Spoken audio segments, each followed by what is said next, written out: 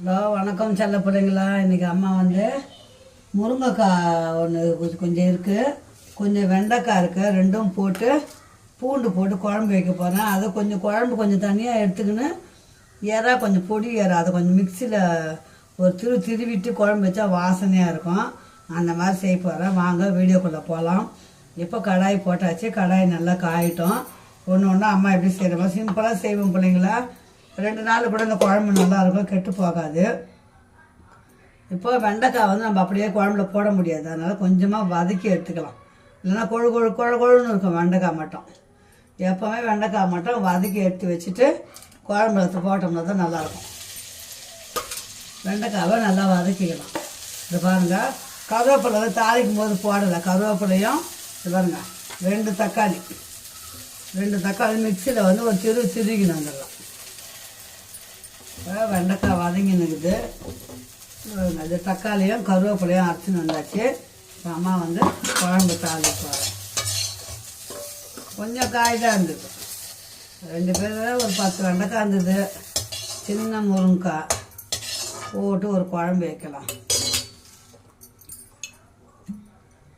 ஒரு 50 கிராம் எண்ணெய் ஊற்றிக்கலாம். 2 நாள் கூட குழம்பு நல்லாயிருக்கும் பிள்ளைங்களா. பூண்டு குழம்பு மாதிரி தான், கொஞ்சம் டேஸ்ட்டாக இருக்கும். நம்ம கொஞ்சம் குழம்பு தனியாக எடுத்துக்கின்னு அதில் எறா போட போகிறோம். வெந்தயம் போட்டுக்கலாம்.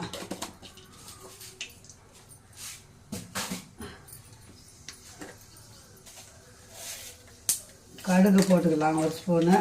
கொஞ்சோண்டு வெந்தயம் போட்டேன்.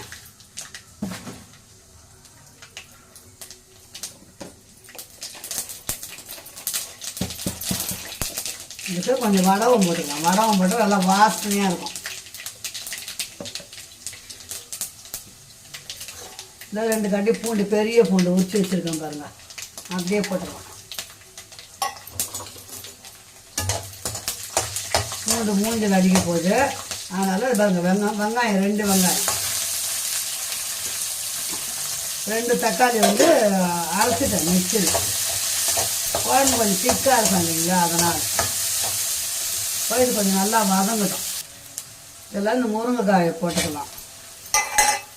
உருளைக்கிழங்கு இருந்தாலும் போடலாம்.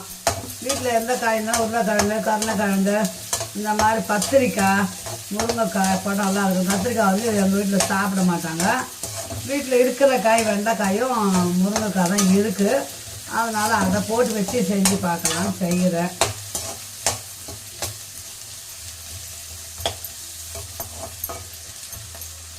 முருங்கைக்காய் கொஞ்சம் நல்லா வதங்கட்டும்.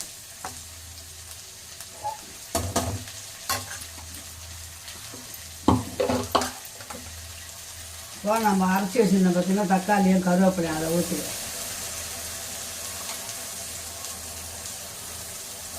வதங்கினா லேட்டாக அவன் வதங்கிறதுக்கு.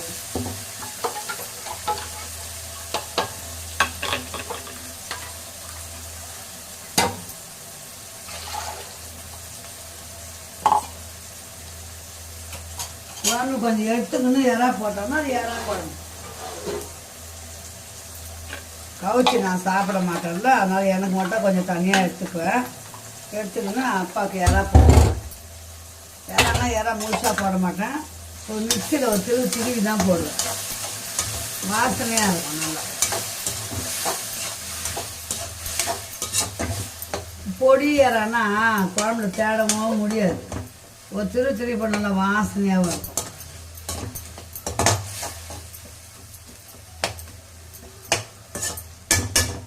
இப்போ இது நல்லா வதங்கணும். உப்பு மிளகாத்தூள் போட்டு இப்போ குழம்புக்கு தேவையான உப்பு 1 ஸ்பூன் உப்பு இருக்கும். உப்பு போட்டுக்கிறேன்.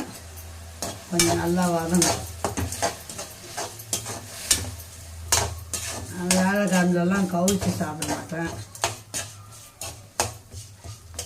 இப்போ இந்த வெண்டைக்காவையும் போட்டுக்கலாம். பாருங்க, வெண்டைக்காய்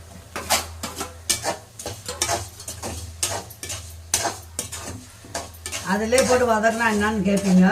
கொஞ்சம் நம்ம சூட்டில் தனியாக வதக்கிட்டோம்னா அந்த வழுவழுப்பு இருக்காது. இப்போ போட்டு வதக்குனா ஒன்றும் பிரச்சனை இல்லை.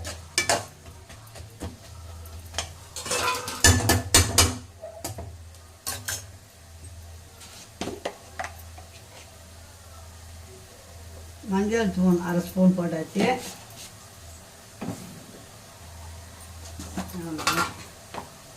மிளகாத்தூள் 2 ஸ்பூன்,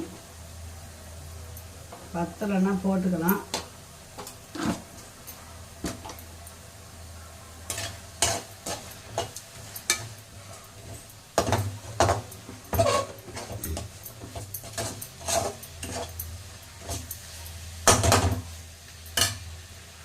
இந்த வெறும் நம்ம இறா சாப்பிட்ற மாதிரி இருந்தால் இதுலேயே அந்த இறாவை அரைச்சி ஊற்றிக்கலாம்.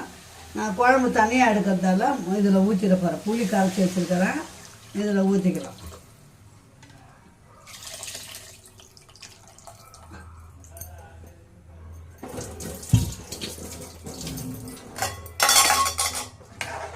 இப்போ நம்ம கலக்கி விட்டு உப்பு காரம்லாம் பார்த்துக்கலாம். கொதிக்கிட்டோம். கொதிச்ச அப்புறம் கொஞ்சம் எடுத்துக்கின்னு நம்ம இறா போட்டுக்கலாம்.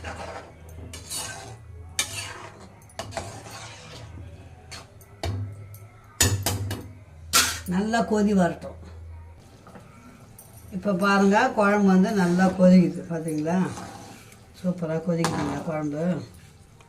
பாருங்க, குழம்பு கொதிக்குதுங்களா. குழம்பு உப்பு காரம் பார்த்துக்கலாம். யாரா போடாதே, சூப்பராக இருக்குது. இதுங்க பேசுகிறது தான் விடும். இப்போ பாருங்கள் பிள்ளைங்களா, அம்மாவுக்கு கவுச்சி இல்லாத கொஞ்சம் குழம்பு எடுத்துப்பேன். நான் சாப்பிடணும் இல்லைங்களா, கொஞ்சமாக எடுத்துக்கினேன்னா மீதி இந்த விட அதில் கலந்துருவேன். இப்போ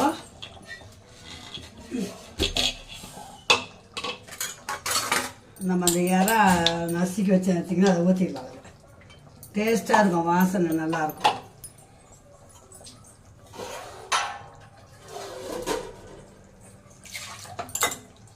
அது பொடி இறை, நச்சு இறாலாம் பொறுக்கி வச்சுருவேன்.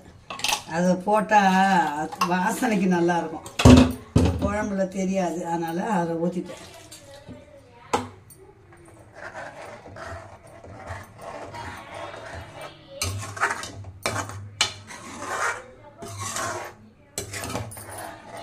ஒரு கொதி நல்லா கொதிச்சிச்சுன்னா குழம்பு டேஸ்ட்டாக இருக்கும்.